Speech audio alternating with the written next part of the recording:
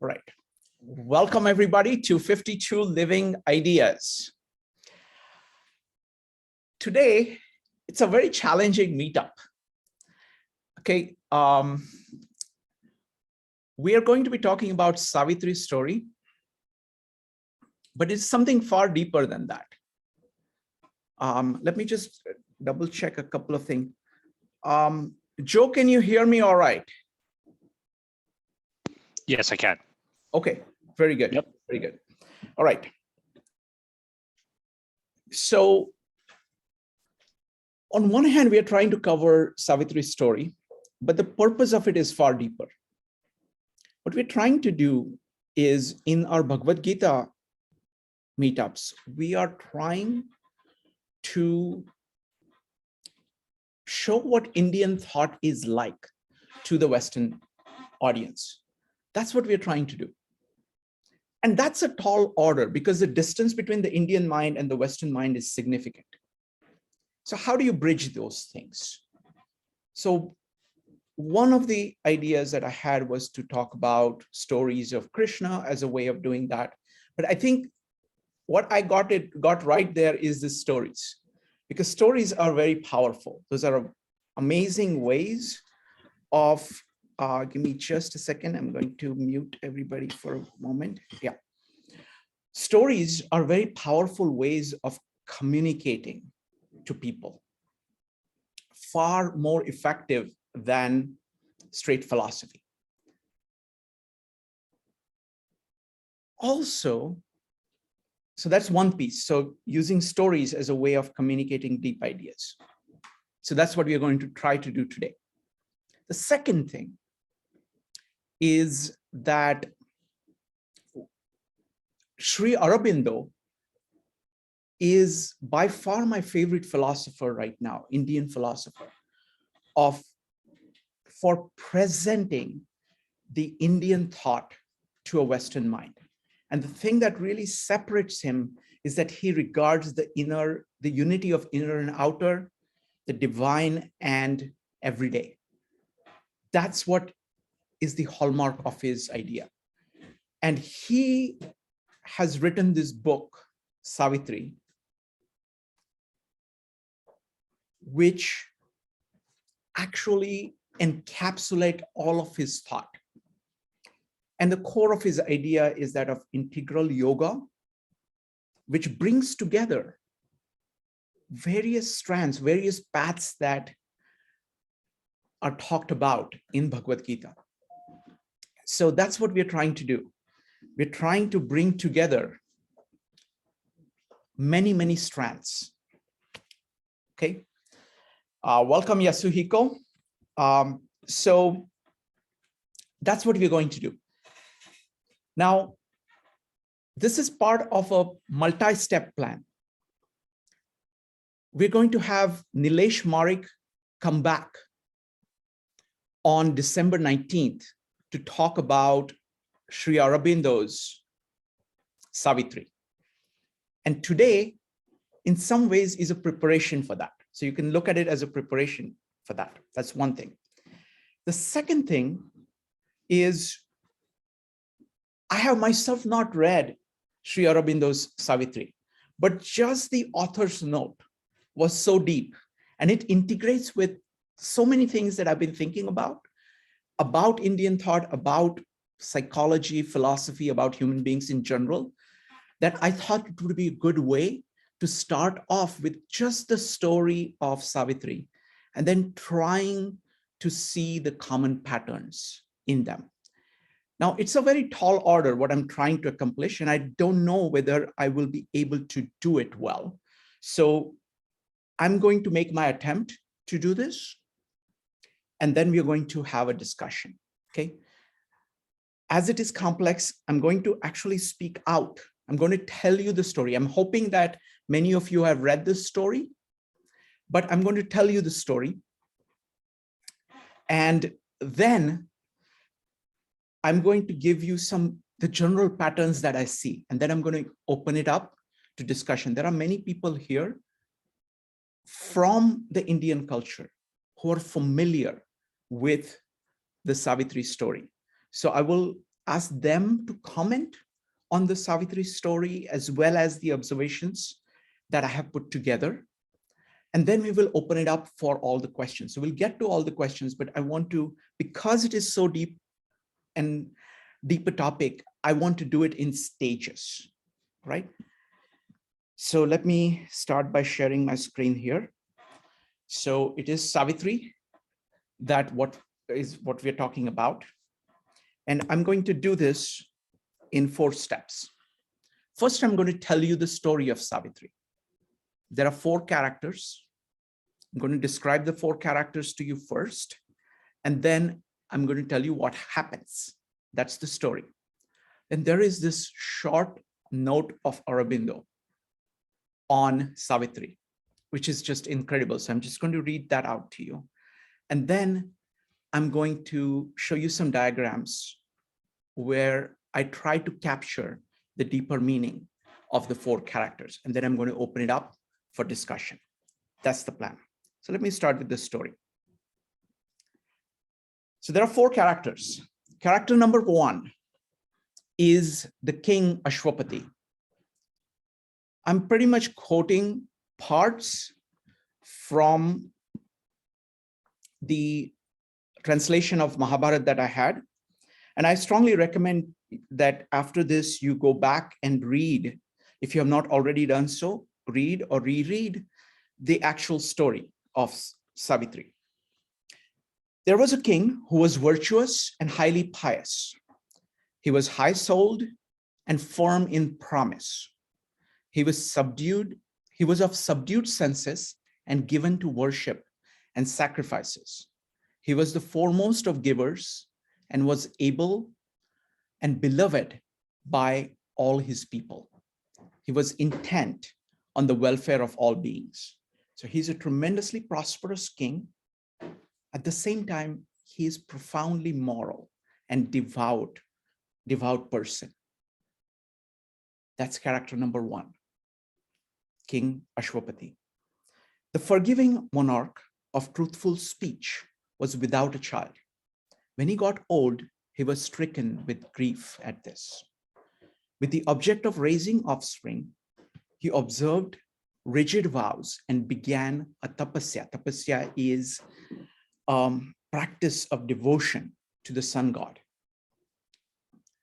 So the thing that really characterizes him is devotion. Okay. Now, the sun god or goddess is pleased by his devotion and all his offerings, and the sun god bestows on him a daughter. So that's the character number 2, that is Savitri. As she has been bestowed by sun god, she was named Savitri. Savita is a name of is the name for sun, so she's Savitri. The king's daughter grew like unto Sri herself. Sri is goddess Lakshmi herself in embodied form. People thought we have received a goddess, and overpowered by her energy, none could wed this girl of eyes like lotus leaves and possessed of burning splendor. So she is goddess incarnate. So she's fully like goddess and like a woman together. She's beautiful, she's intelligent, she's wise, she's moral, she's all the characteristics, all the goodness in her.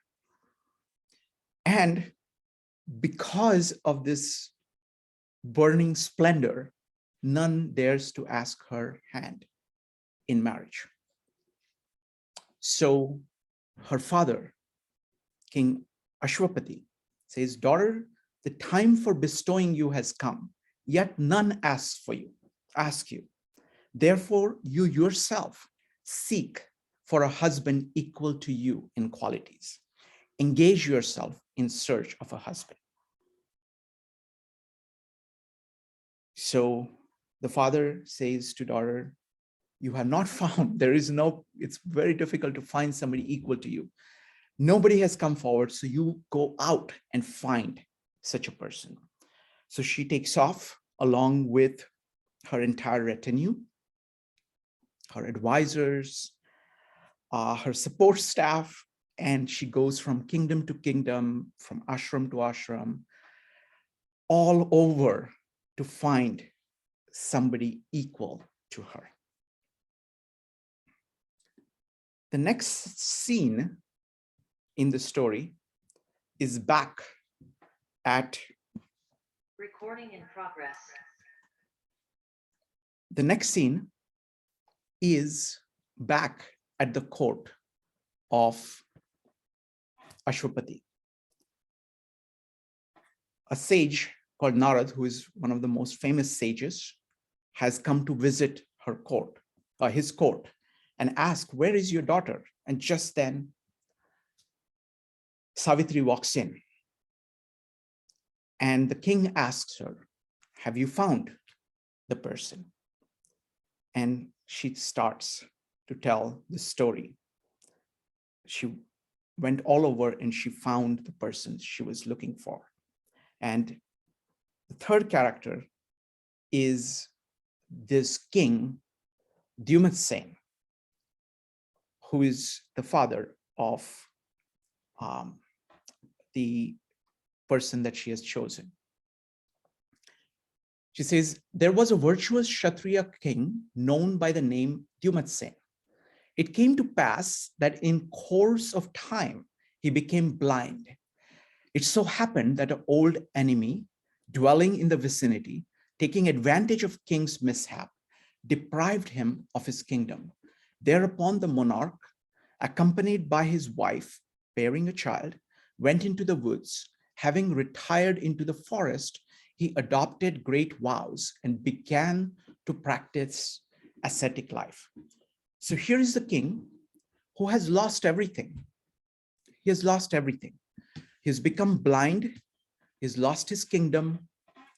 He's been driven out into the forest.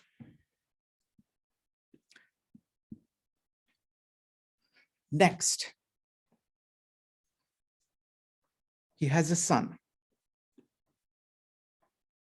The son's name is Satyavan. Now, Narad, that's the sage who is visiting, knows everything.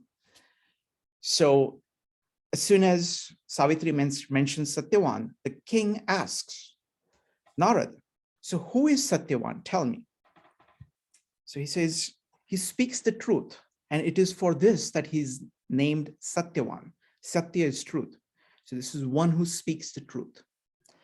And he starts to describe Satyavan. In energy, Satyavan is like unto the sun, and in wisdom unto Brihaspati, who is a very famous sage known for his knowledge. He's brave like unto Indra, the king of gods, and forgiving like unto the earth itself.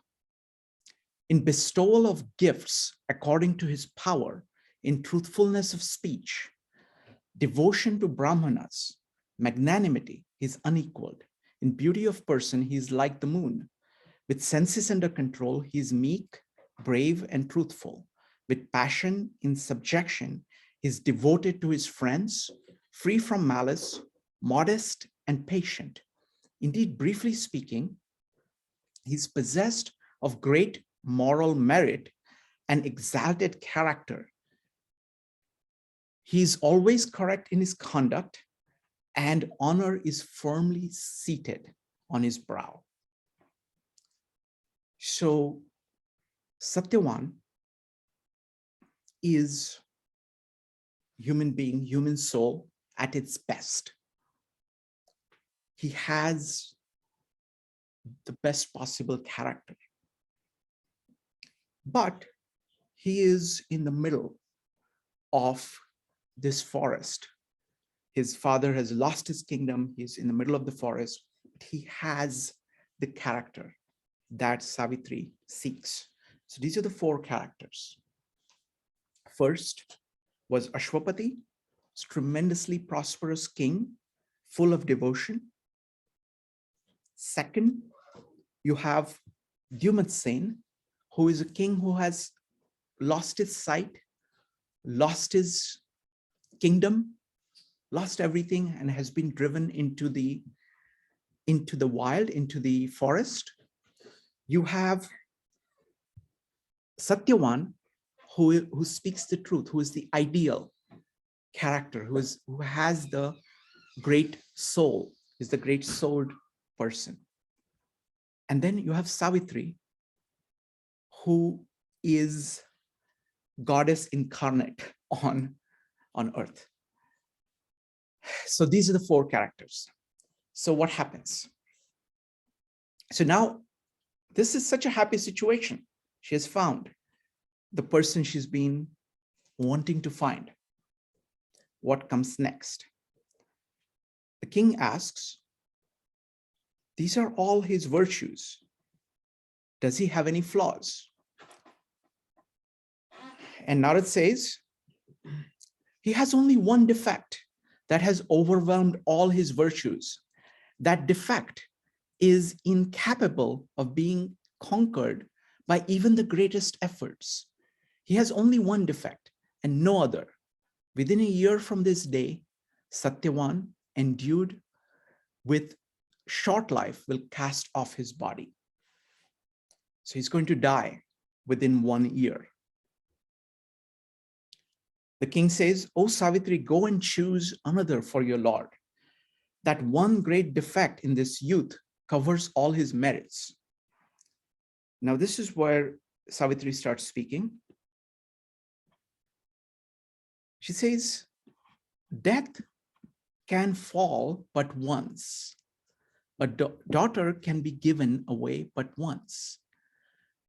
And once only can a person say, I give away. These three things can take place only once.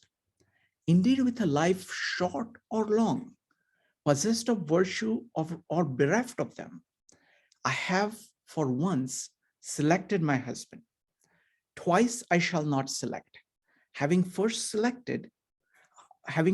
settled a thing mentally, it is expressed in words, and then it is carried out in practice. Of this, my mind is an example. So she is committed to pursuing this great soul. This is both kind of within you and between people. It is her commitment to the great soul that is there in human being, regardless of the other difficulties that may be in her way. Hearing that, the sage Narad says, "O best of men, the heart of your daughter," he's talking to the king, "the heart of your daughter Savitri wavers not. It is not possible by any means to make her swerve from this path of virtue. In no other person are those virtues that dwell in Satyavan. The bestowal of your daughter, therefore, is approved by me." So, in spite of the fact that Satyavan is destitute, he is living in a forest, in spite of the fact that he is going to die within a year, because he is great souled, Savitri chooses him, and her father fully supports that decision as the right decision. What happens next? Now, I really like this scene. This is the scene between the two kings. So Aswapati, along with his court, his daughter, go to the forest to meet with Dyumatsena. Custom is for the parents, the fathers, to confer about the marriage. Thus addressed the king, disclosed everything about his intentions and purpose with reference to Satyavan. Aswapati said, "O royal sage, this beautiful girl is my daughter named Savitri, agreeable to the customs of our order, do take her from me as your daughter-in-law. Hearing these words, Dyumatsena said, deprived of kingdom and taking up our abode in the woods, we are engaged in the practice of virtue as ascetics with regulated lives, unworthy of a forest life. How will your daughter, living in Sylvan ashram, bear this hardship? So Dyumatsena is saying, look, we are poor, we are living in the forest, it's hard life. How will your daughter, who is used to all the riches and all the comforts, bear this hardship? Aswapati responds, when my daughter knows as well as myself that happiness and misery come and go, such words as these are not fit to be used towards one like me. O king, I have come here having made up my mind. I have bowed to you from friendship. It behoves you not, therefore, to destroy my hope. It behoves you not also to disregard me, who, moved by love, have come to you. You are my equal, fit for alliance with me, as indeed I am your equal and fit for alliance with you. Therefore, accept my daughter for your daughter-in-law and the wife of good Satyavan. So this is very interesting. So he's saying this is a tremendously rich and prosperous king saying to this king who has lost everything, who's living in the forest, hard life, that don't hold what I have against me. I am your equal. So again, it's that profound thing. And then Dyumatsena says, formerly I had desired an alliance with you, but I hesitated, being subsequently deprived of my kingdom. Let this wish, therefore, that I had formerly entertained be accomplished this very day. You are indeed a welcome guest to me. Okay, so I like the fact that these two people are talking to each other as equals.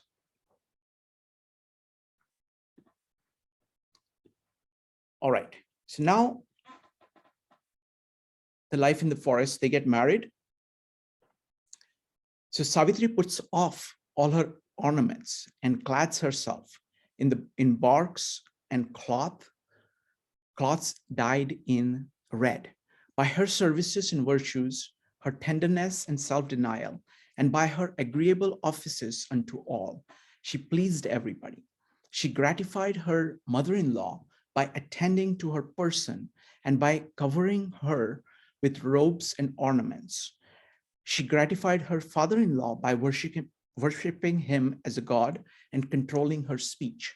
She pleased her husband by honeyed speeches, her skill in every kind of work, the evenness of her temper, and by the indication of her love in private. Thus living in the ashram of those pious dwellers of the forest, they continued for some time to practice ascetic austerities by the words spoken by, but the words spoken by Narad were present night and day in the mind of sorrowful Savitri. So Savitri has given up everything, all her comforts, in order to be with Satyavan, and she's happy doing that. She's gladly chosen to do that, and she's gladly done that. She's done everything to make that happen. The only thing that hangs in her mind is words of Narad. So finally, the day comes. At length, after a long time had passed away, the hour that had been appointed for the death of Satyavan arrived. And as the words had been spoken by Narad were ever present in the mind of Savitri, she had counted the days as they passed, having ascertained that her husband would die on the 4th day following. The damsel fasted day and night, observing 3 nights of fasting. So she did not eat anything or drink even water for 3 days in order to do the fast, to the sacrifice in order to please the gods. When the day finally came, normally Satyavan would go into the forest on his own to get firewood, and she insisted that she wanted to go with him. Now, Satyavan and his parents tried to convince her not to go because she had been fasting. And she says, no, I've not asked you for anything. This is something that I ask you for, and I will go with him. I can't bear to be separated from him. So they go into the forest, and as Satyavan is chopping the wood, he feels faint. His head starts aching. So he lies down with his head in her lap. As he does that, a big giant figure shows up. It is Yama, the god of death, riding on a water buffalo with red eyes, a large figure. And he walks up to the body, to Satyavan, and pulls his life out of him and starts to walk away. Savitri speaks to him. Now, this is very unusual. She is able to speak to him because she is pure. She's able to see death and see how it is operating. So she speaks to her. She speaks to him and asks him, why is it that you yourself have come in person? I know that you send your emissaries to carry away the souls. And he says that Satyavan was so pure that I had to come myself. So he takes Satyavan's soul and walks away. Savitri gets up and starts to follow him. In the beginning, Yam does not notice Savitri. Once they have walked quite a while, Yam turns back and sees Savitri. And he asks, why are you following me? There is no use following his life I have already taken. Please go and do the last rites on his body. And she says, wherever my husband is being carried and where he goes on his own accord, I will follow him there. This is the eternal custom. By virtue of my virtue, of my regard for my superiors, of my affection for my Lord, of my observance of vows, as well as of your favor, my course is unimpeded. Now, I want to point out that everything that she's saying here has double meaning. This is about Satyavan, and it is about her commitment to human soul in herself. So it is basically her commitment to the goodness of the human soul, the sanctity of the human soul, the sacredness of the human soul, that she is actually fighting death and doing so with words, describing the nature of life and death. It has been declared by wise men, endued with true knowledge, that by walking only 7 paces with another, one contracts a friendship with one's companion. Keeping that friendship which I have contracted with you in view, I shall speak to you something. So now she's approaching him, death itself, as a friend, as somebody whom she respects the nature of death, and she's talking to it. Do listen to it. They have not their souls under control. They that have not their souls under control acquire not merit by leading the 4 successive modes of life.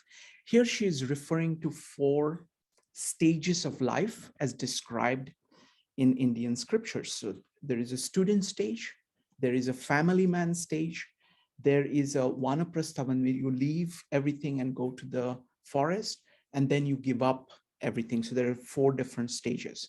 And she's saying that following those 4 stages is not the thing that is the core of morality. That which is called moral merit is said to consist of true knowledge. The wise, therefore, have declared moral merit to be the foremost of all things, and not the passage through 4 successive modes. By practicing the duties of even one of those 4 modes, agreeable to the direction of the wise, we have attained to true merit. It is for this, again, that the wise have declared moral merit to be the foremost of all things. So what she's saying here is that it's not the rituals that count. It is the moralness, the virtuousness, the religiosity. These are various ways of describing the same thing. That's what counts. Now, the Lord of Death has not seen this kind of speech from a mortal. So he's very pleased and very impressed with her. So he says, I grant you one boon. You can ask for anything other than the life of Satyavan. And she says that my father-in-law is blind. Please give his sight back. And he grants her that boon. And he says, now, please go back. You've been fasting. You are very weak. You can barely walk. So please go back. She responds. And at each stage, what is happening is that he says this and starts to walk away. And after he has gone quite a distance, he finds that she's still following. She's still following. She says, what weariness can I feel in the presence of my husband? The lot that is my husband's is certainly mine too. Wherever you carry my husband, there I will also repair. Again, keep in mind these 2 meanings, that it's your soul and something that is very dear to you, something that is the most dear to you. Wherever you carry my husband, there will I also repair. O chief of celestials, do again listen to me. Every single interview with the virtuous is highly desirable. Friendship with them is still more so. Relationship with the virtuous can never be fruitless. Therefore, one should live in the company of the righteous. Again, this pleases Yam incredibly, and he says, I'll give you one more boon. And she says that my father-in-law has lost his kingdom. Please restore his kingdom to my father-in-law. Again, every time he's giving a boon, he's saying, you can ask for anything other than the life of Satyavan. He walks some more and sees right enough Savitri is still behind, still walking behind him. Now he's walking deeper and deeper into his domain. She says, you have restrained all creatures by your decree, and it is by your decree that you take them away. Now this is showing kind of understanding of death. It's not seeing the death as an enemy, but saying that you're just following nature's law. Therefore it is that people call you Yama. It's also called Dharma, which is one who is following the law, following the Dharma. Do listen to the words I say. The eternal duty of the good towards all creatures is never to injure them in thought, word, and deed, but to bear them love and give them their due.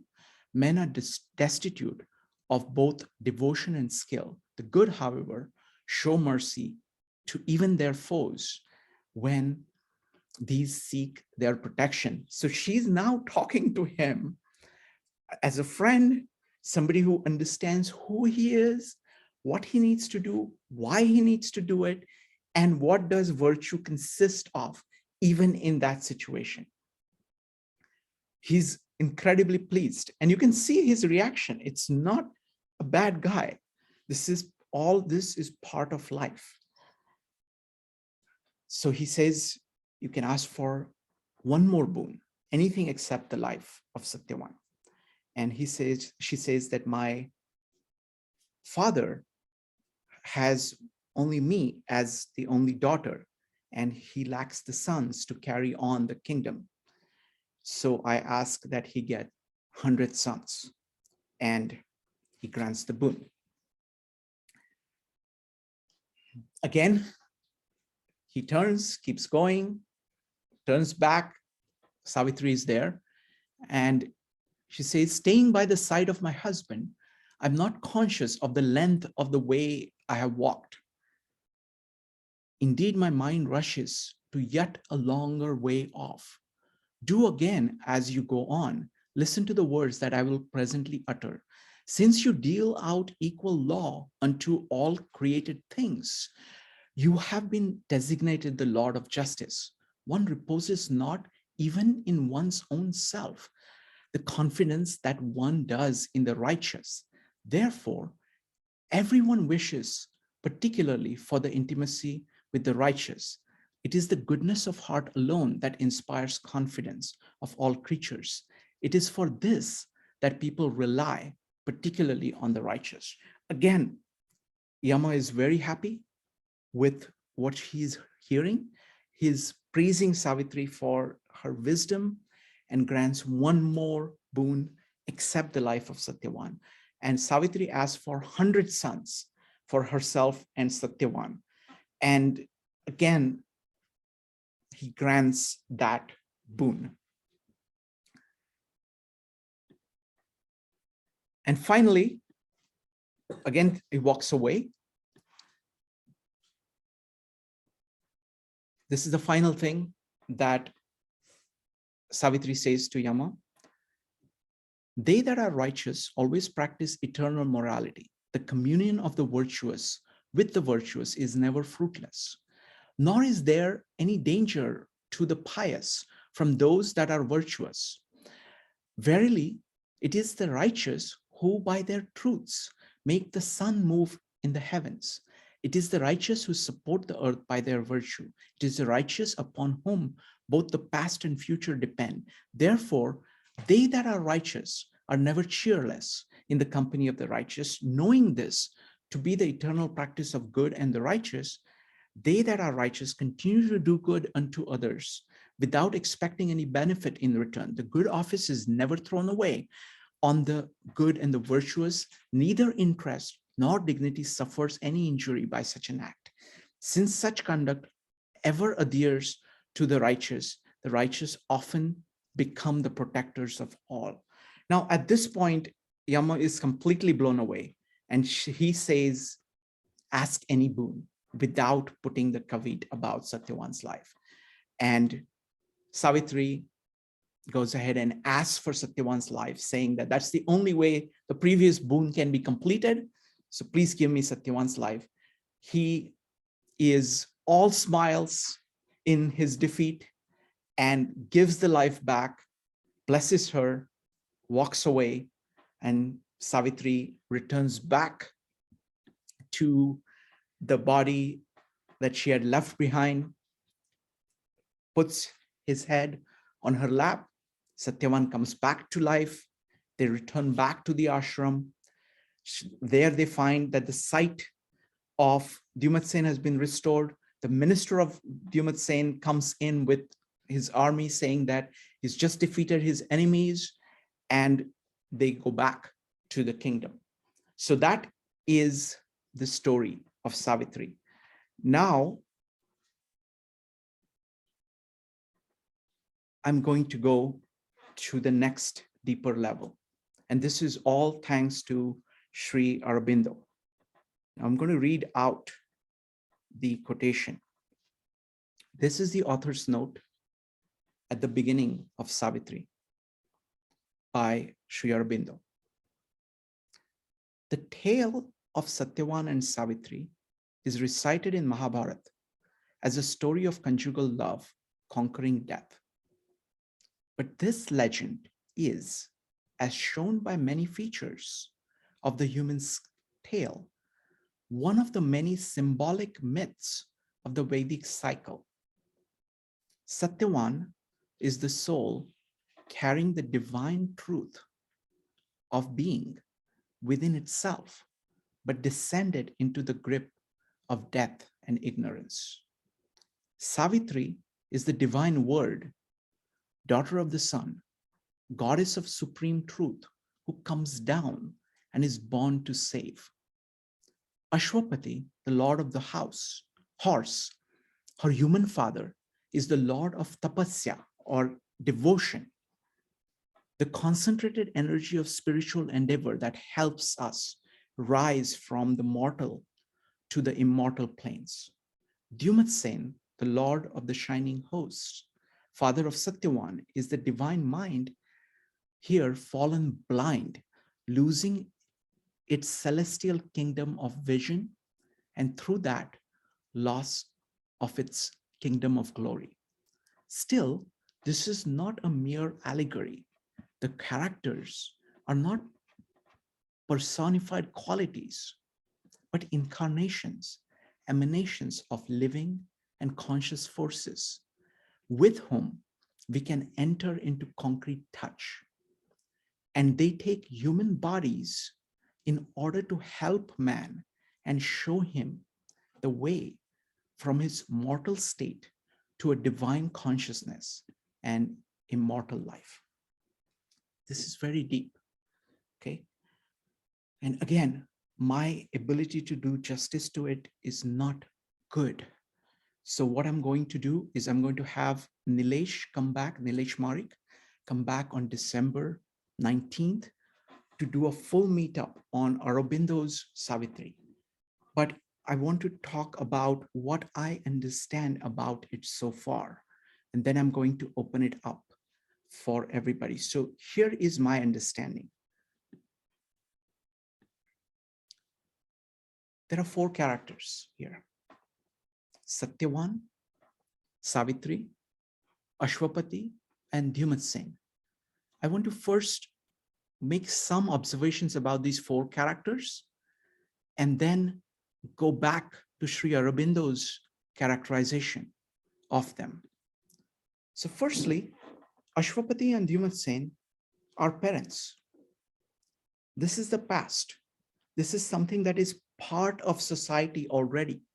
It is there in our habits. It is there in our unconscious, subconscious. It is part of what is given. Satyavan and Savitri are children. They are new. They are the future.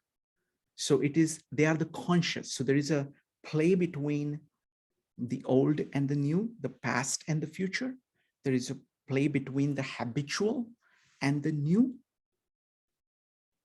That's one axis here. Secondly, I want to point out to these 2 families that get joined together. First, the family of Aswapati and Savitri. Aswapati is a prosperous king who is doing amazingly well. This is the pinnacle of culture with morality, but it's the pinnacle of culture. And this other family is in nature.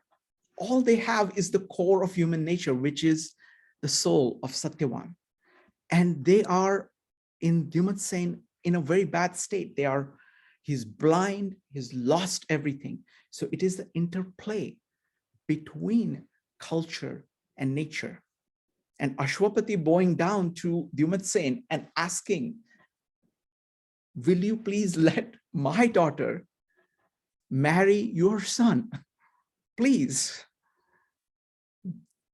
That is going back and retrieving the soul, even when you are at the height of the culture.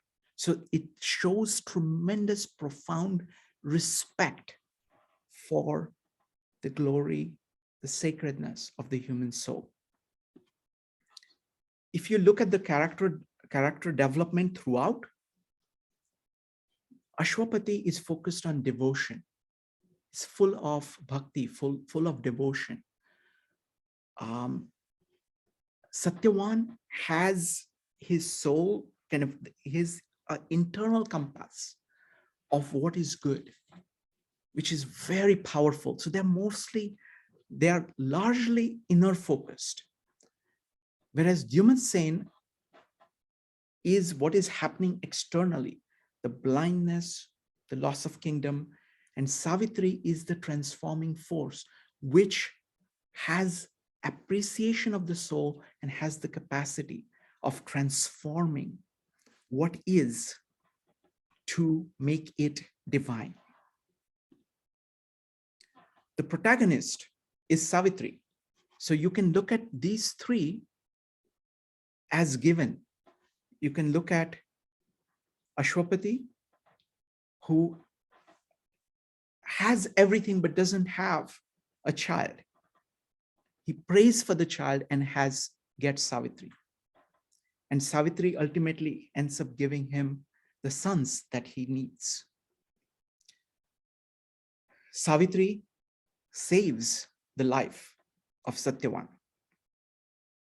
And Savitri transforms, gives back the sight and the kingdom to Dyumatsena. And she does it through words, through her understanding, through her mind, and with commitment to the soul and ability to transform real life.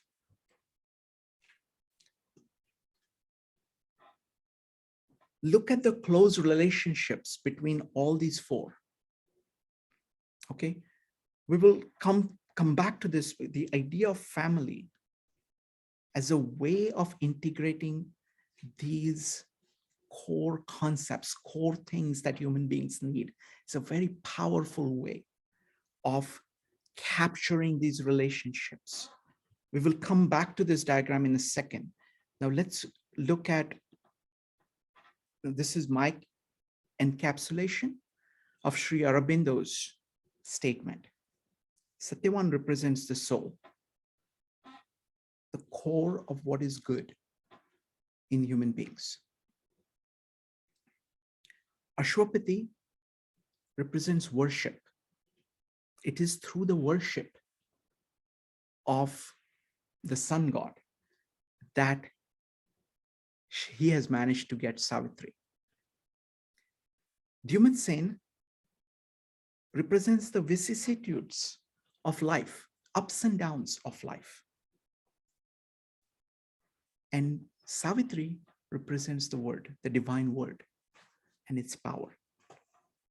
Again, going back to this diagram, see the play between the word and the soul, the word and devotion, word and life. Similarly, see the play between all of them and the integration between them. And this is dramatized through the story. We've just done a very quick pass over the story, but the idea of family itself captures this integration very powerfully. I'm just going to mention this. The Indian philosophy talks about 4 different paths. The Karma Yoga, that of work, which is what Dyumatsena is doing. In spite of all the troubles, he's doing what he should be doing. And actual physical action is what he's focused on. Aswapati is characterized by Bhakti Yoga, the devotion. Savitri is characterized by Jnana Yoga, of knowledge of how everything is put together. And Satyavan is about concentration, your ability to concentrate. So this is my rough way of looking at it. So this is the most important slide of all of this. So this is my quick summary. Again, what I'm trying to do is that I'm trying to give you a sense of how the Indian mind things about philosophy, how it integrates things, how it sees relationships between things like reality, soul, emotions, mind. The story, I think, is the most powerful tool I've seen of showing that whatever I have done is just an introduction. The next stage would be Nilesh's presentation about Sri Aurobindo's Savitri, where we will go into these relationships far more deeply. And then at some point, I would recommend reading Sri Aurobindo. I've chosen to focus on Sri Aurobindo's translation of Bhagavad Gita. So we'll be learning about some of these integrations as we go through Bhagavad Gita, but you're welcome to read several pieces by Aurobindo. And I definitely recommend to you that you watch the 2 videos we have on Sri Aurobindo by Nilesh Marik on 52 Living Ideas as a way of understanding how, about this philosophy, because I find that Sri Aurobindo has done the most spectacular job of bringing together Indian philosophy as well as making it and connecting it to the Western approach. With that, I'm going to now open it up for discussion. What I want to do first is that I want to first invite people who have some basis in Indian tradition, who are familiar with the story of Savitri. If you would like to comment on what I said, that would be fantastic. And then we will open it up for everybody else. So if you have any comments, go ahead and type an exclamation mark or raise your hand in Zoom.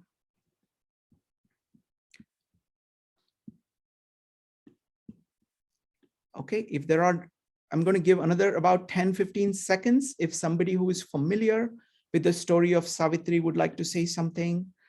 Otherwise, I'm going to open it up for questions for anybody.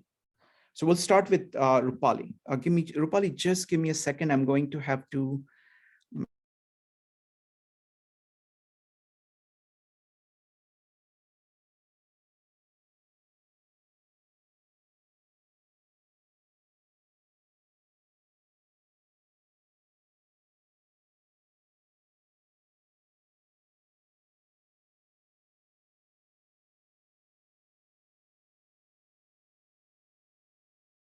Just a second.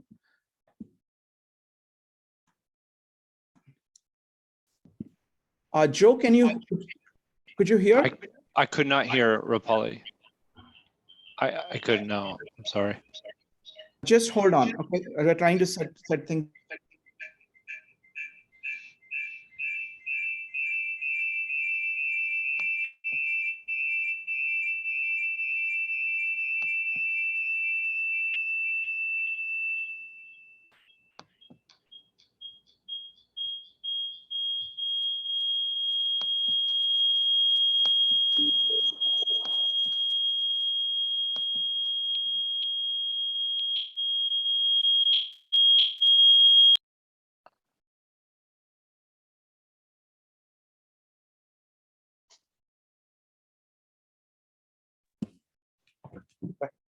Wow, so sorry. That's okay. All right. So one of the things that I have enjoyed, these stories is with my grandmother. Every evening she would tell us these stories from Mahabharata. And what the stories do for children, and I see this as a Montessori teacher, we tell students stories, is that children start developing a way of thinking. And the stories become a part of their way of life. And when that happens, it becomes part of your psyche that you are, you are what these stories tell you, and you start developing your opinions and thoughts. Now, one thing that I think about the Indian way of thinking is that the idea of time. So in the Western culture, time is very linear. But if you look at the Indian philosophy, time is cyclic. And so when Aswapati meets with Dyumatsena, he's not worried about the state of affairs that Dyumatsena is in, that yes, misfortune has, befallen on him, and he is in a state of impoverishment or back to nature. But Aswapati, being knowledgeable, knows that this is not a permanent state.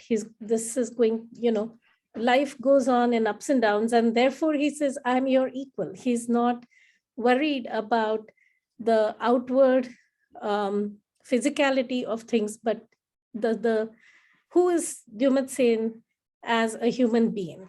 And so he appeals to that. The other thing is knowing the values that Satyavan embodies, and Savitri is seeking those values. She has those values at her core. And so it's not just a physical representation of the union of a man and a woman in marriage, but it's the values coming together, her values and Satyavan's values coming together.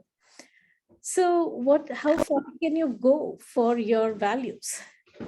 How far can you go in terms of your own values to defend your values? She actually goes and confronts death, and Yama, represented in Hindu mythology, is this terrifying lord who is, his image is very fearful. It's large and scary, and death is large and scary. And to be able to have the courage to be determined to go after what she seeks and what she values, I think is the biggest lesson. So what I feel in these stories about Mahabharata, you get to learn about life, and it's not just a superficial story about this goddess Savitri going after death for her husband's life. It's more than that. Thank you. Sorry. All right, next up is Ambika. So I loved what Rupali said, so I'll just add something more personal. And one is that my father's mother's name was Savitri, interestingly. My other grandmother's Uma. But for me, the whole idea of foundational is devotion. How when we are really devoted to each other in different ways, that really is the source and the fuel of so much more goodness that we can bring to the world. That is where egos don't get in the way. And when we started this today, I mean, this has been one of my favorite stories for a long time, as well as Shakuntala, and also Nala and Damayanti, same thing, that devotion keeps them going, and things change, not just personally, but cosmically. And when we started this, I could feel in the whole field waves. My whole being was receiving the waves and feeling the waves of it. So it became very ecstatic. And I wish that this devotion aspect was reintroduced in our societies with their purity, because we've lost so much. We need, this is the weave now that we will all create. Thank you. Well, thank you. Thank you. Let's see. Next up is going to be Jyoti. Jyoti, go ahead.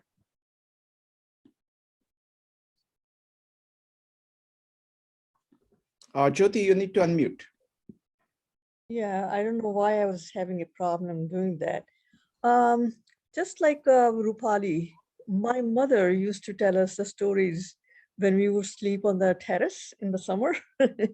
And she would always say, she would always talk about one episode every night about Mahabharata. And of course, Savitri had a lot of implication in that. And my take on that one was that soul never dies. And, when you drew the diagrams, Shrikant, a soul on Satyavan soul, she was able to conquer, his death. And in other words, his soul remains there. It never dies. And that's what thing in you that will always stay with you. And now it is up to you to make that soul good or bad by karma yoga and bhakti yoga. So all those things have been internalized in me from the very get-go. And I now, as I'm getting older, I am older, I'm understanding the implication of that. Because really speaking, in your life, what is more important is your soul. You can go ahead and do anything in your life, but when you come back at the end of the day, it's your soul that counts. So that's what I had to add. Thank you. Wonderful. Thank you. Thank you, Jyoti. Folks, now I'm Sure. going to open it up for anybody who wants to speak. Deepak, did you have something? Folks, Deepak, go ahead. Deepak here.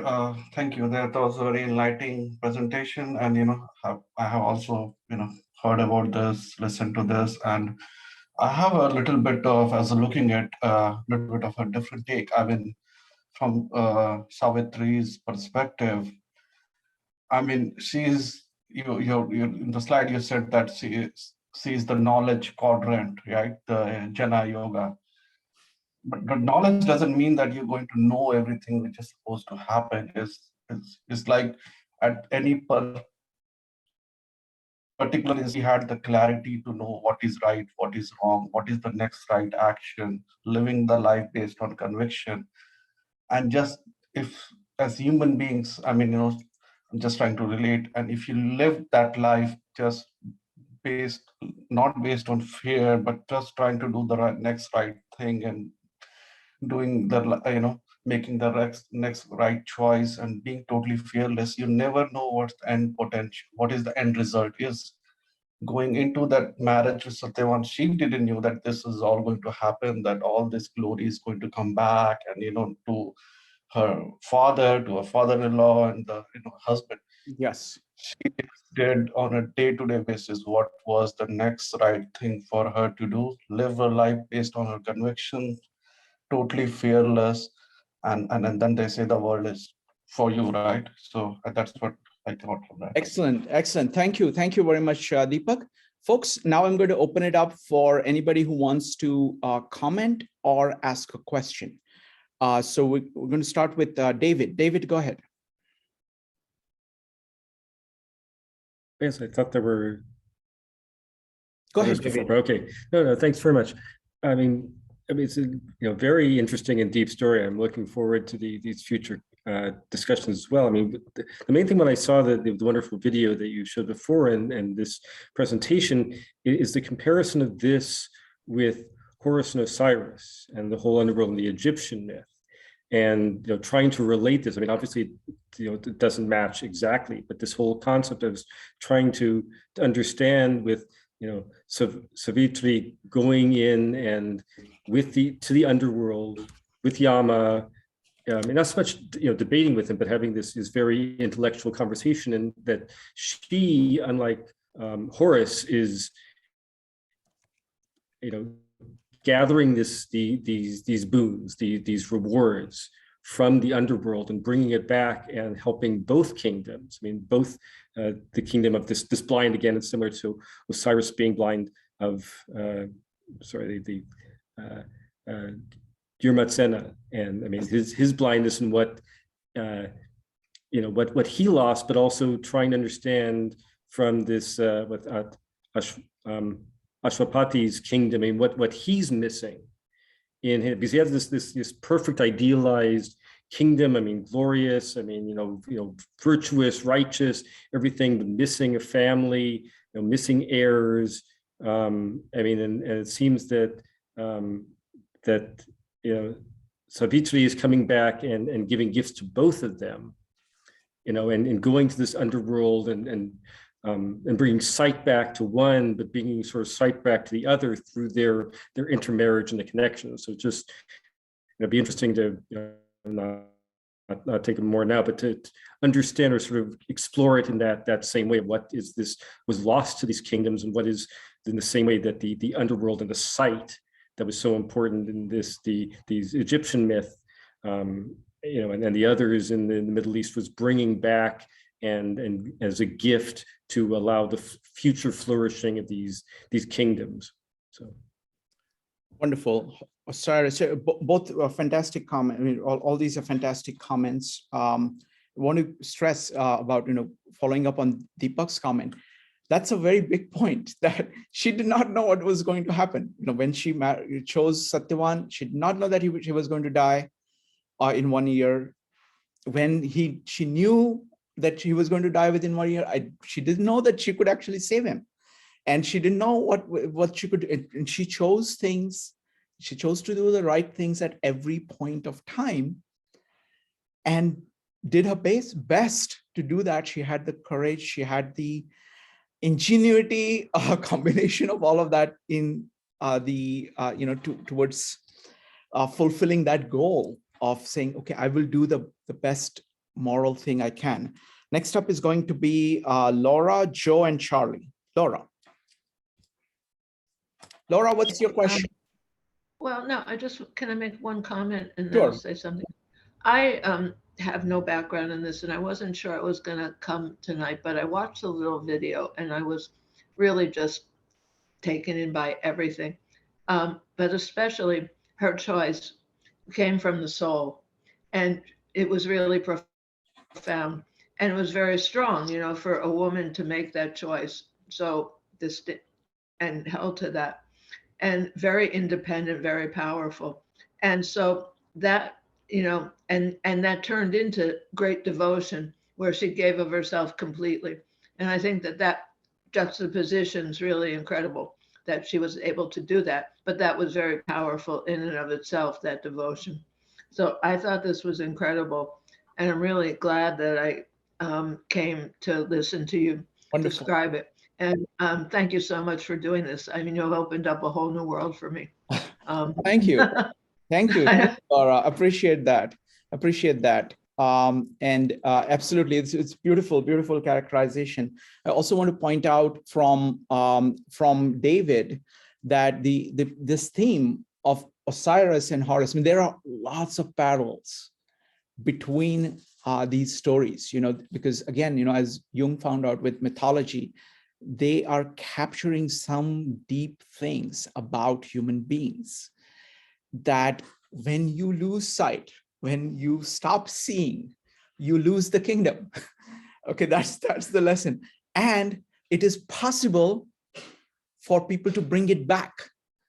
Like Horus was able to go back into the underworld and bring it back. Savitri went into the underworld, halfway into the underworld, following the Lord of the Underworld in order to bring things back. Laura, you had a quick comment. Go ahead, you can unmute. You need to unmute, please. When you did your drawing in the 4 things, I had to, for some reason, the intersection point for me was rising up off the page, like it was a pinnacle. It sort of lifted up. Wonderful. Wonderful. Thank you. I don't know. Thank you. I'm having too many weird sensations from all of this tonight. I don't know. Thank you. Thank you, Laura. And it is actually one thing. I mean, the whole point of those 4 quadrants is that it's a spiral. So if you look at it, if you look at the 4 quadrants, right? What happens is that what Savitri does is that her action actually raises each of them. So what it is doing is that first it brings Satyavan back, then it gives sons to her father. It also then gives the sight back to her father-in-law and the kingdom back. Now herself, now she's going to be back into this kingdom with Satyavan without this hanging. So she's much better off. Satyavan is going to be in a better situation with all of this happening. And it just goes on. So it's definitely a spiral. Thank you. Next up is going to be Joe, Charlie, Maritza, and Ambika. Joe. Yeah, I mean, it was a beautiful story. I mean, it was incredibly powerful, and I really appreciated the way you actually presented it. It actually brought it to another level. It's amazing to me that everything that she does is actually perfect, and when every request that she makes in the order that she makes it is actually perfect. And it's something where it's a complete act of selflessness, in addition to being courage as well, and wisdom. So that you see kind of these virtues that are actually being displayed so very clearly. And you can kind of, it's kind of, we talked about some of the crossover last week between, some of the Western principles and some of the Eastern principles. But it's interesting, you can kind of see these cardinal virtues actually demonstrating themselves and through her requests. They're both wise, and they're both and they're selfless within it. So it was really a powerful story. Wonderful. And about the parallels, if you have time, I'm going to talk about the parallels. Good. So if I forget, do remind me. Okay, do will. send me a chat and remind me about Absolutely. the parallels. Thank you. And Thank it you. all comes from your Next soul. That's why. Next up is going to be Charlie. First of all, just a little bit about myself. In the early 90s, for about 3, maybe 4 years, I was a fairly serious student of Sri Aurobindo. I belonged to a group in Culver City that was, a Sri Aurobindo ashram. And I read every morning. I would get up and read about 20 to 30 pages of the Life Divine and the Synthesis of Yoga. I went through both of them. I went through the Life Divine 3 times and the Synthesis of Yoga twice. Maybe it was the other way around. I don't. It's a long time ago. But there's a Sri Aurobindo was an advocate of what's called Advaita Vedanta, which is this non-duality approach to Hinduism, he appealed to me a lot. Okay, obviously, since the amount of devotion that I spent studying him. But I eventually switched over in 1995 to Buddhism because Sri Aurobindo was frequently talking about the will of God, and is someone who grew up in the United States, where I hear people talking about the will of God, and that's an instant way to turn me off. Okay, it seems like Charlie. See, what happens is that all these concepts are different from the West and the East. And what we're going to do is that we're going to actually spend time establishing the concepts of Sri Aurobindo and various concepts. So, and most of the people here are not familiar with all these concepts, but go ahead, and if you could just Well, the thing that I wanted to focus on is the difference between Buddhism and Hinduism. No, that's too far. That's too far from this. Let's do, in this meetup, let's try to actually get the story, focus just on the story. We will go ahead and talk about the difference between Hinduism and Buddhism. We'll probably do full-scale meetups on it. Okay, thank you. How about the centrality of the idea of reincarnation in terms of the ethics? That's a good question. We will be dealing with that in Bhagavad Gita. Okay. All right, thank you. Next up is going to be Maritza, Len, and Mike. Maritza. So this is my first time having anything to do with the story. I'm not overly familiar with the culture. What stands out to me is to me, what I'm hearing, it's definitely a tale of being virtuous and of having the confidence in one's own value system. And the striking part to me was the unwaveringness that was shown. She didn't know the outcome, but it was immaterial because she was certain that this was the only path open to her. And that's what came through to me in the tale. And I kind of got the moral undertone that what was being shown to me was that if I am true to my own value system and I follow and I keep walking the path that I see as the only path allowable to me, as I honor my value system, that's ultimately not only will I come out for the better, so will those of my people, my culture, my community, they will be better. So my steadfast holding to my values is ultimately the way I'm going to find a better life for myself and for those I care about. So that's what I got out of it. Thank you. Wonderful, wonderful. That's fantastic. Thank you. Thank you, Maritza. Next up is going to be Len, followed by Mike. Len. Thank you very much. Yeah, the thing that strikes me about the story, and previous weeks I've been taking as well, is what I call resolved contradiction. And what I mean by that is, for example, look in the story, she goes through 3 days of ritual, almost starves herself to death by the sounds of it. She's so weak. And yet during the first boom that she's asking Yama, she says, yes, but ritual isn't enough. And so it's virtue and morality that counts. It's not ritual. And yet look at the ritual she just went through. And so, like in my Western way of thinking, I think of contradiction as being at opposite poles to one another. But I see that in these stories that what happens, contradiction actually becomes resolved. It's like contradiction is just different sides of a circle somehow. It's like the circle is connected.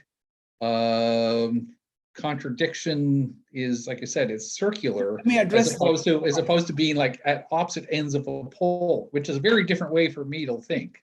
Anyway, thank you. Thank you, Len. Let me address that. See, what is important is that she is giving up stuff. This is the same idea of sacrifice that we talk about in the Gospel of John.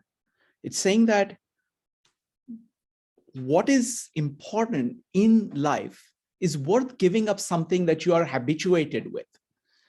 It's saying that, you're trying to do the right thing. And if it means that you have to change your habits, give up things that you're used to, which are not pointing towards that, you will do that. Because in the context, like for example, the entire comforts did not matter to her. Being with Satyavan did. So she left all of those things. When she knows that Satyavan is going to die, the food did not really matter to her at that point. That was a minor thing. The point that she's making about rituals is saying that people following a formula of saying that I go to this and do this, that is not the same thing as being moral. And it's the being moral that counts, not the ritual. So that's excellent point. Thank you. Next up is going to be Mike, followed by Ambika. Folks, if you would like to comment or ask questions, you're welcome to do so. Mike, you got 1 minute. I'm starting. Go ahead. Start your clock. Yes. I'm trying to tie your diagrams together, and I think very well in terms of diagrams. I'm trying to think of your diagram in relation to what Charlie said, in relation to the diagram that Jacob Isaac said about the Bible. And I got the impression there's a whole list of Vedas and sutras and things that are tied together in this. And one thread that I followed is that why she's called Savitri, and that it came from another book that said that there was, there's a question in here someplace that I'd like to get answered rather than put off to next year. The king had no sons, no children at all. and he finally got one daughter, and he named her because she was the descendant. She was told by the sun god in another book. Now, I'm trying to get the diagrams all the way back to how all the Vedas fit together and how they fit together with Zoroaster too. Okay, all right. Because all this is in there. Okay, so how do all the Vedas fit together that gave us this story and taking it forward to the Gita and the Vedas that we've had before about the Bhagavad Gita? Thank you. Shed some light on that. Thank you. Thank you, Mike. So I want to point out, I don't know how much I can do. I want to bring up the diagram one more time, and I want to make a couple of points about the diagram. So this diagram, I want to connect this up with Gospel of John. Okay, in the Western context, the soul here would be God. The word made flesh is Jesus. The life is mankind, and the worship is the Holy Spirit. So that would be the version of Bible. That is like my summary of all of New Testament. That's what Aquinas talks about when we studied chapter 3.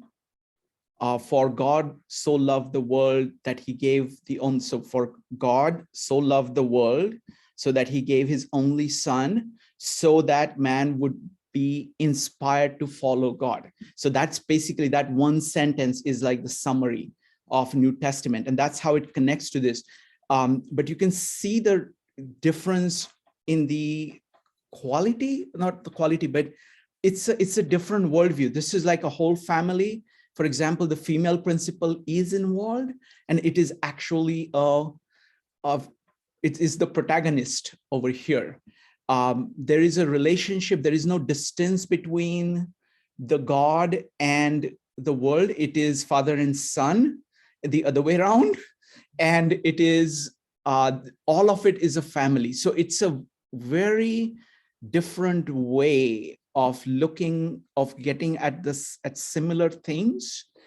And so that's the connection with that. I've also talked a little bit about the Bhakti Yoga and various yoga. And as we go on, we will keep on adding things to it. So I cannot answer all the questions about how do I explain all of it together, but that's the best I can do for now. Next up is going to be Joe, followed by Ambika. Joe. Yeah, so would true, real, and ideal be able to be used in that exactly. It's the same kind of thing. So it is like, so the real is right here. Okay. The true is right here. So this is true. Okay. Satya actually means truth. So it's somebody who speaks truth. So this is what the truth is about human beings. This is what human beings are capable of. And that's what Savitri is focused on. This life here, that is the real. Okay.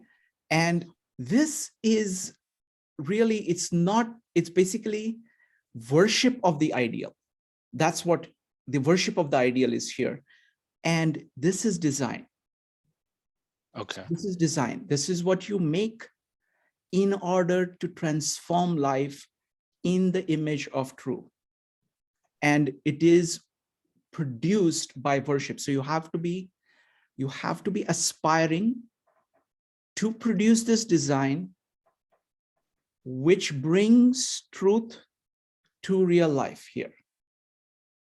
Does that make sense? It does. And would I be wrong in assuming Savitri would be kind of like almost a Christ-like figure? Exactly. In exactly. This particular instance.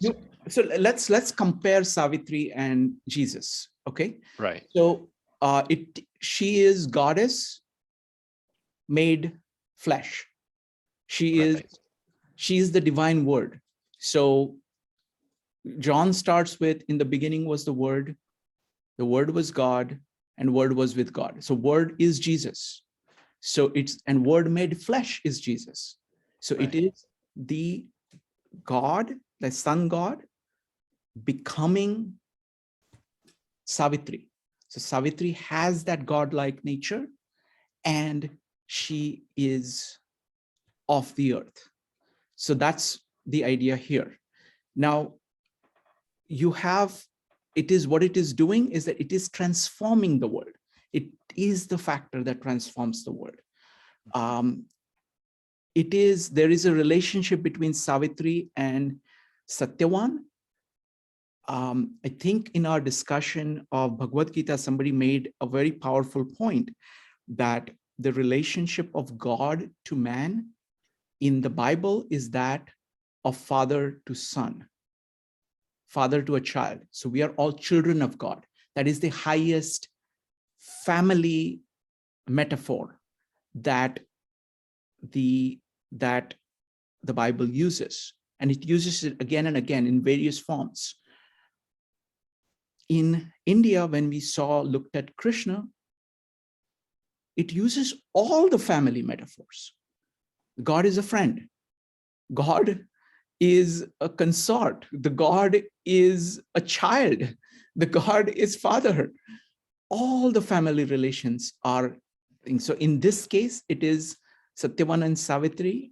It is the wife and husband here in this case. But in various stories, it's different. So there is a richer relationship between the instrument and the truth that the Indian mythology has, and it transforms life, and it is brought about by worship. So it is Aswapati's worship that brings sun god who is here on earth in form of Savitri, and that gives life, sight, kingdom to Dyumatsena, and saves the life, saves the soul of Satyavan. Okay? Perfect. Okay. Thank you. You're welcome. Next up is going to be Claudio. Claudio, go ahead. Oh, thank you. Now that you mentioned Jesus, I do see some parallels between Savitri and the New Testament, particularly Jesus. That's like I'm not saying my interpretation is correct, but everybody can interpret stories differently, right? So I just see them as Savitri representing like the new order, right? Because she does say that knowledge is based on moral merit rather than rituals. And then you see her husband, Satyavan, kind of represent the Torah, the Old Testament, with the rituals. I don't think so. No, Satyavan has nothing to do with rituals. Oh, okay. Okay. All right. That's fine. Because he goes in. Yeah. No. He does go into the forest. No. Okay. Thank you, Claudio. Next up is Evanique, followed by Margarita. Evanique. Evanique, you're on mute. Sorry. I have two observations. Sure. When you were talking about Savitri being Christ, and I was thinking in the Bible it talks about Jesus being married to the church. I think it's in the New Testament. I can't remember exactly where, but when I was thinking about Jesus being married to the church, could Satyavan also represent the church? Okay, now that's a good question. So basically the church in the expanded form refers to mankind. So if you want to put church, basically it's the part of mankind. So it would be, so I want to bring that diagram up one more time. Oh no, this happens. Give me a second here. Sorry about that. Don't know, Zoom always causes this problem. Let me see if I can fix it. Yeah, there it is. All right. So I forgot to mention one thing I want to emphasize, the question of sacrifice, that you have to give up things that don't really go towards your soul. So that is there part in Savitri in through her actions, and it is there in Jesus. So that's another way in which there is a parallel between that, so that she gives up everything in order to pursue God, or in pursue the highest in human soul. In terms of church is like the bride of Christ, which is equivalent to mankind that chooses to worship the right way. So it would be that's a very interesting thing. But what we will do is so question is, what would the equivalent of church be? Basically, people who are following Savitri, people who are following Satyavan. So basically, good people would be the part of that. So it would be like her family. So in that sense, all of these people would be part of that community that is going towards the truth. So all these four would be like different aspects. But what this is capturing is these are people in various modes, like people who have fallen, people who are having trouble in case of Dyumatsena, people who are worshiping and trying to get something. So it's all of it. Thank you. Next up is going to be Margarita.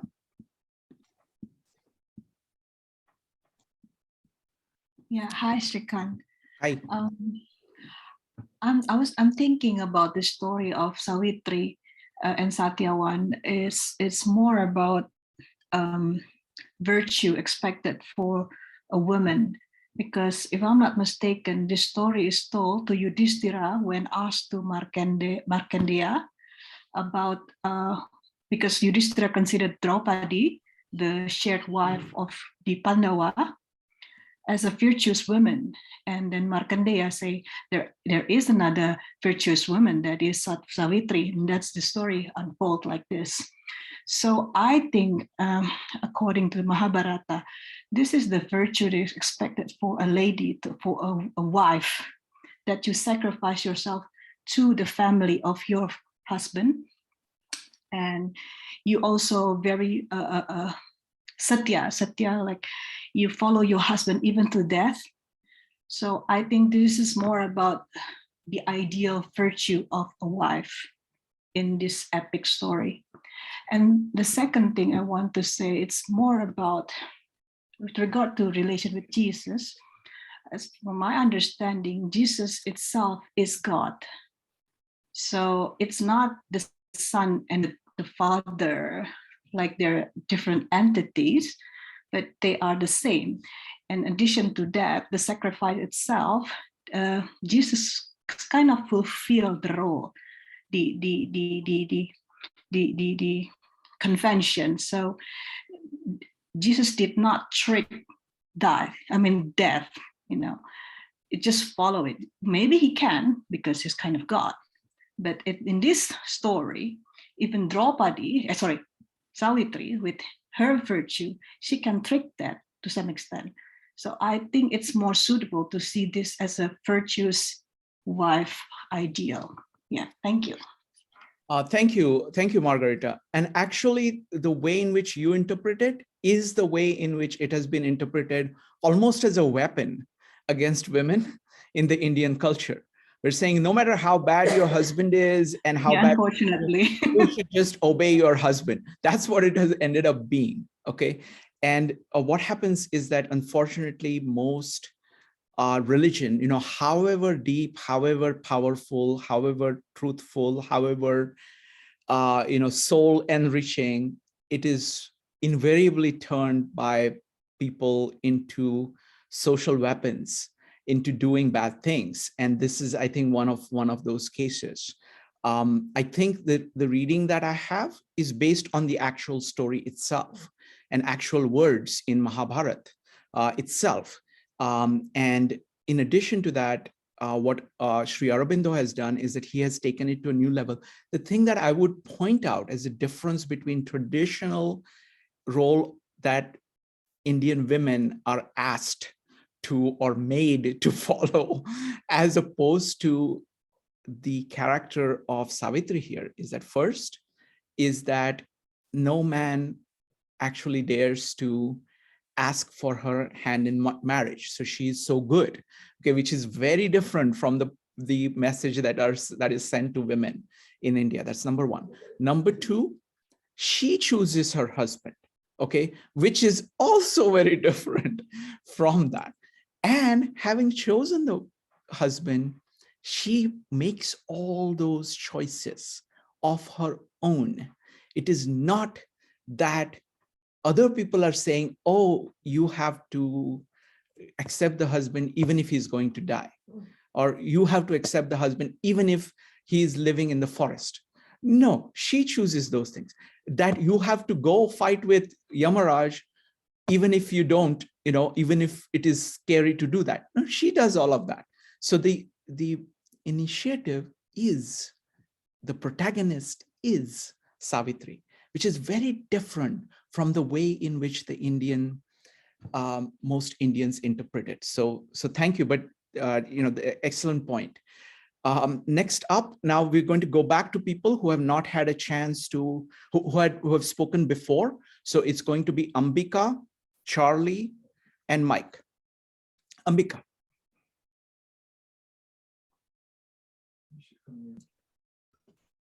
Okay, since you just brought up the whole idea of Savitri, I'm going to just say one point about it. It's true that the phrase is Sati Savitri because Sati also died in the pyre for her husband because he was not invited to the home of her father for her sister's wedding because he was Shiva and all full of matted hair and ash. And so she gave that up. So people use this, oh, you're just a Sati Savitri.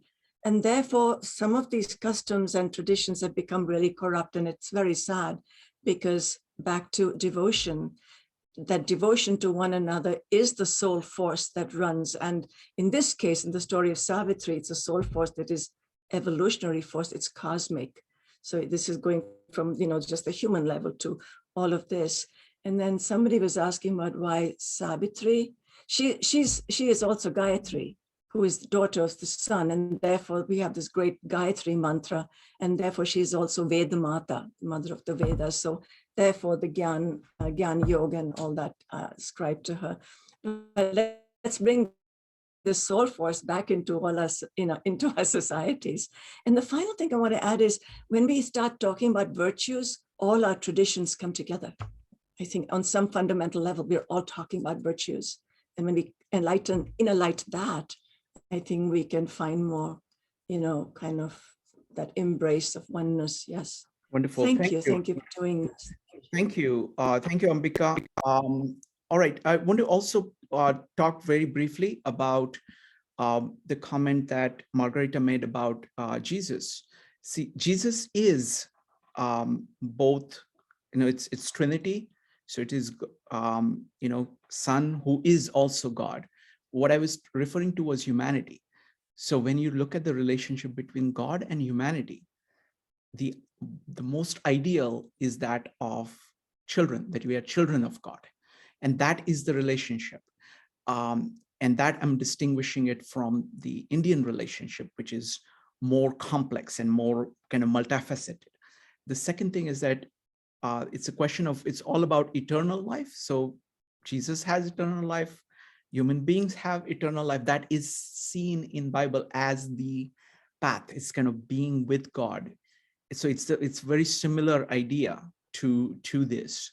So it's all about kind of eternal, kind of eternity that it comes back to. Next up is going to be Charlie, followed by Mike. Charlie. Yeah, I just wanted to bring up something since we're talking about the story as being the vehicle through which this is enlivening the imagination of people, is that there are archetypes in any story that has any ability to stay. It has to be based on some kind of archetypal imagery, so to speak, that grabs people, because people have a sense of reality of how they live, and if you look at it closely, it from my experience, it turns out that that there are archetypal things going on that rule people's lives, and so that people who at the level of Sri Aurobindo, who warns of about jnana or jnana is how I heard it pronounced, yoga, the yoga of the mind, that very few people can do that. It's limited to a very few number of people, because if you don't have the mental capacity to be able to handle it, you'll probably end up going insane. And so you have to have these stories that are related to karma and bhakti and Raja Yoga and that can draw people in and maybe get them interested in a higher level path. And so even though what you're talking about is Sri Aurobindo's understanding of it, that it is very easy to understand why most people, when they read the story, they're going to see it from their level, from their way of understanding things, and so it, maybe that's why you need to have several lifetimes to kind of get to where you can see the larger picture. Thank you. That's all I wanted to say. Thank you, Charlie. Next up is Evanik, followed by Mike. Evanik. Yeah, one of the things what really stood out to me was Savitri saying to Death, I've walked with you 7 steps, now we're friends. Like, that to me just struck me, because not only was she not scared, she was bold enough to say, hey, we're friends, so now let's talk. And I remember in the story, when I was looking at it, they were saying that, she wooed him with the truth. Like, she didn't try to sugarcoat it or anything. She was telling the truth about who he was. So that's part of the reason why she was impressed. And I'd see this as authenticity. Like, okay, fine, you told me not to ask for his life. Like, you already know what I'm about to ask, but she's like, okay, so do this. Like, let me think of who needs what. None of that she really thought of herself until the 4th boon. And then the 4th boon is when she was like, okay, I think I've covered everybody. Now let me ask for myself. I want to have children. And he grants it. And I think the simple fact that she didn't have to deceive him is she just came straight. I like that. That really struck me. And that was a part of the beauty of the story. So I just love that part. Yeah, no, that was a great point, Evanik. I mean, it's all about truth. When Satyavan, Satya means truth. So what she's in love with is truth. And what she's doing is that even in the face of death, she's looking death in the eye and telling him the truth. And which is what is getting her what she wants to get. So it's the primacy of truth, primacy of importance, crucial importance of that. Wonderful. So folks, if you have any more I want to start closing things up. Mike, if you can keep on subject, I'll give you 1 minute, but please keep on subject on Savitri. Okay, Savitri story, go ahead. Well, the subject I want to keep on is how to tie this with everything else. That's too large, Mike. That's too large. I want to give. Well, I think you can. I think it's important to do that. Let me tell you why. Just as the book of John really started with the book of Isaiah, and that connection was in Jacob Isaac's discussion. Did this Savitri come out of some other Veda that introduced Savitri? Sure. And how that all tied together. Now, where I'm going with this is scholarly talking about is what would happen. Did Jesus die? If we discover another life in another path, Jesus died for their sins. All of these religions are one God with different windows. So that's I want to try and tie that together. Sure. Where did this come from? Yeah, sure, absolutely. See, what happens is that Mahabharata is actually a collection of stories. It's a lot of stories. And what I want to do, folks, is that next time I'm going to do, in Bhagavad Gita, what I realized, and this was thanks to my mom for pointing out, she says, most people don't know Bhagavad Gita or don't know Mahabharata. And how are they going to understand Bhagavad Gita's context without Mahabharata? So what we are going to do next time, folks, is we are going to, next Friday. We're going to be discussing chapter 2, I think verses 54 to 73. But before we start that, we're going to do quick overviews of Mahabharata. So I want to ask anybody who is familiar, like whether it is Ambika or Jyoti or Rupali or anybody else who's really familiar with Mahabharata, to prepare a very short overview of what Mahabharata is about. Okay, and I'm going to prepare my own. So Ambika, let me ask you this. Would you be able to give a short summary of Mahabharata, maybe 5 minutes, 10 minutes, something like that, next time? You need to unmute. I will prepare something for you, Shrikant, since you asked something really short, but because I have 4 volumes this thick, right? But I can't, but I'll find something. It has to be very short. So whatever, just to orient people. Go ahead. Yeah, and then because you brought up Savitri, I unpacked my Savitri. Ah, okay. So can you show the thickness of the book?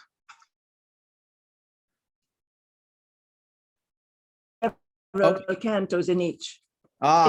It weighs almost 2 kilos. Okay. So that's the key thing. Okay.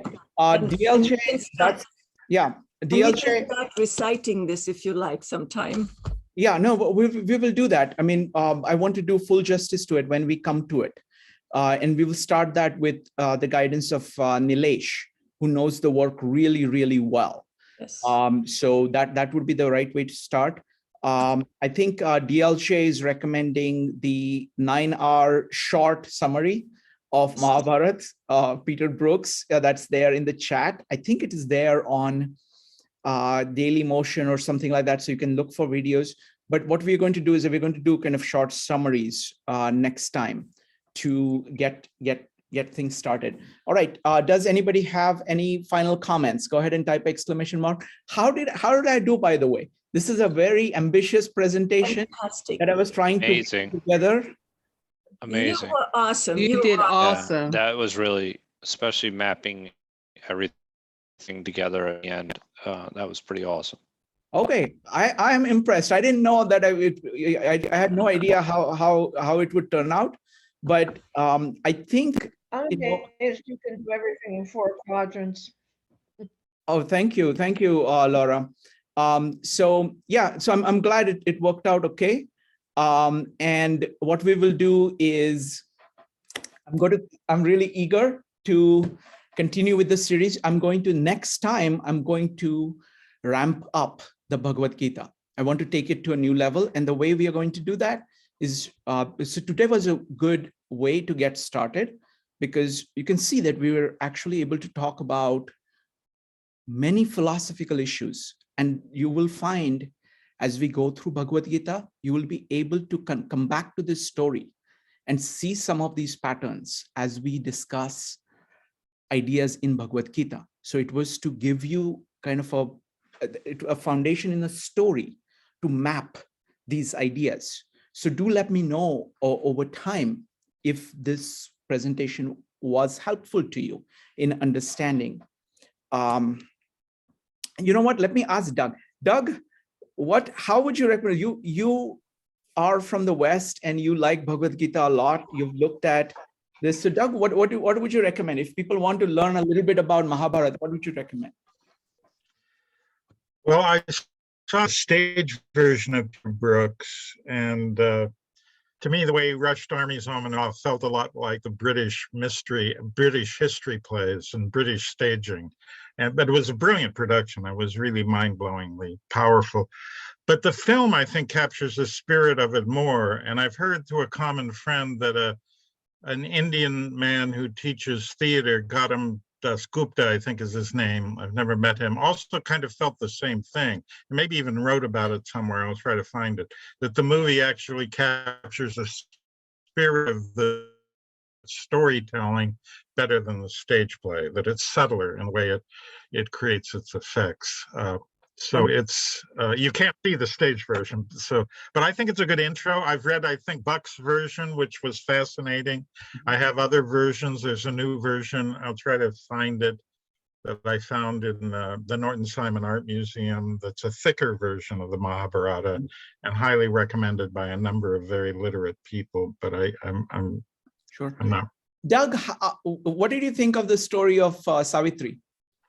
Well, I've read it before, but it's been a long time, and I don't know if it was a book about Yama or if it was maybe in the cutting of the Mahabharata. I think it's a wonderful story, and I think it focuses on the feminine aspect of things, which I think throughout the history of some Western religions and many religions, the women get pushed off stage or into. They're very important, but they're sort of. You have to really dig for them, and many religions start with empowering women very powerfully, and then I don't know, the patriarchy takes it over. It gets corrupted in some way. So I think it's a remarkable story. It's a beautiful story, and I think in terms of the approach that she has, I don't know how it's pronounced. How do you pronounce it? The Yana, the what? Jnana. Jnana Yoga. Yeah. I found it fascinating in listening to this story that what Yama is intrigued by is her ability to put all of this into very intricate words and concepts and philosophies, and that she has this way of getting into his mind and the concept of it all, and that's what sort of captivates him, that she really knows her stuff. Yeah, look at it from his perspective. The normal reaction he gets from everybody he encounters is just fear and running away and kind of pleading and being on their knees and saying, oh, please, please, please. Whereas here is this lady facing him, trying to say, look, you're now my friend. Okay, she started by saying, okay, you are now my friend. I walked with you for seven steps. Okay, and more than 7 steps. So now you're my best friend. Now she also says, look, what you're doing is the right thing. You know, you are following the laws of nature, and that's what you're doing. So I really respect you for that, and everybody reveres you for that. And then she says, okay, and this is what the righteousness is, and implicitly is that this applies to you too. You know, everything that is good, you are also a good being here. And so it is like very deep kind of psychology, it's very deep philosophy, and all of that is going on in action. Yes, and actually, she's an astonishing negotiator. And so I wonder if this story is taught in law schools, you know, how to really negotiate. You know what? There's a Jewish man who teaches at Harvard. I think he teaches negotiation, starting often with the Jewish prophets negotiating with God. You know, it's like, okay, let's talk about, you want to destroy this city, but let's talk about that. And they negotiated down to something more reasonable. Absolutely. So that's what I was really struck by this time, maybe because I'd never seen it in the way you couched it, is that, wow, she knows her stuff. She's been to law school, philosophy, or, you know, she's wonderful. Rupali had I think that's, for that kind of approach, that's brilliant, you know, for that approach, as opposed to devotion. And that's a very dangerous game. I mean, negotiating with he's like a law professor who's really impressed by, this is the best student I've ever had. Right. Excellent. Rupali had a comment. Rupali, go ahead. So I just wanted to say that, you know, in Indian philosophy, there is the masculine and the feminine. And so all these goddesses, the feminine part, that have virtues and values that humans aspire to achieve, and to recognize that there's this both male and female or the balance between both energies or both physicalities is there. So in this case, the integrity, determination, courage, all of these virtues, and of course, she's embodied all the virtues of knowledge and knowing the right thing. So it just kind of brings it all together.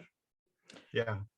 Wonderful. Thank you. Next up is going to be Ambika, followed by Margarita. Ambika, very brief, please. Go ahead. So when you talk about devotion, and somebody commented about the fasting, fasting is normal and natural in the Indian context.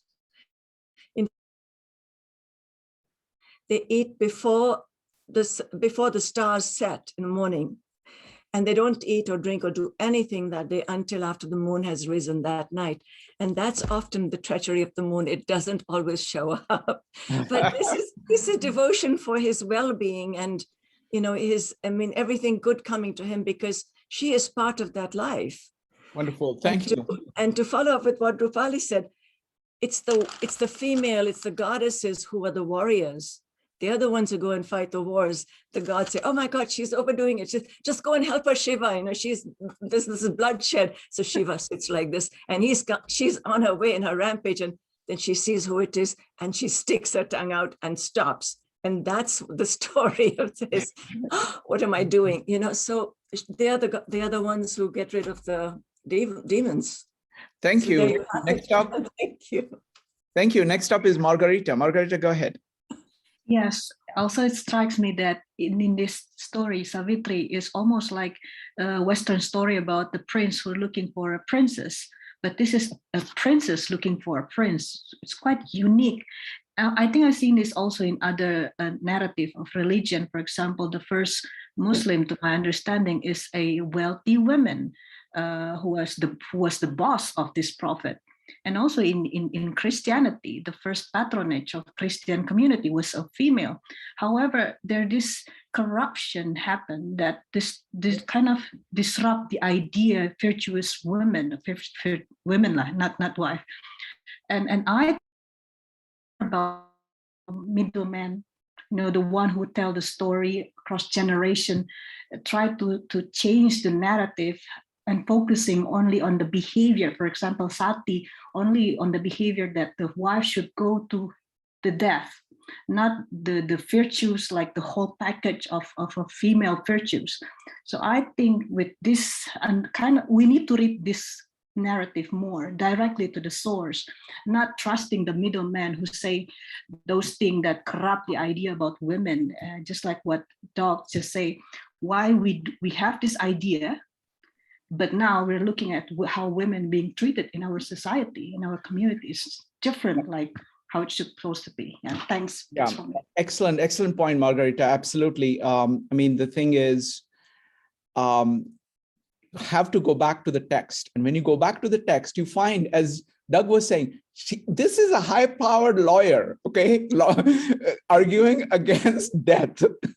Okay, so the ideal that is held to women in America is this being docile, you know, be docile, just follow. No. This is actually somebody figuring things out that nobody else has figured out and is making an argument against death. Okay, this is an act of tremendous courage, boldness, intelligence, articulateness. This is not the virtues that are pointed to when people talk about Savitri in the Indian culture, but those are the virtues of Savitri. That's what the story is about. So thank you very much, everybody. And I'm glad, it's wonderful to have you here and make a part of the Thanksgiving weekend. And we'll see you soon.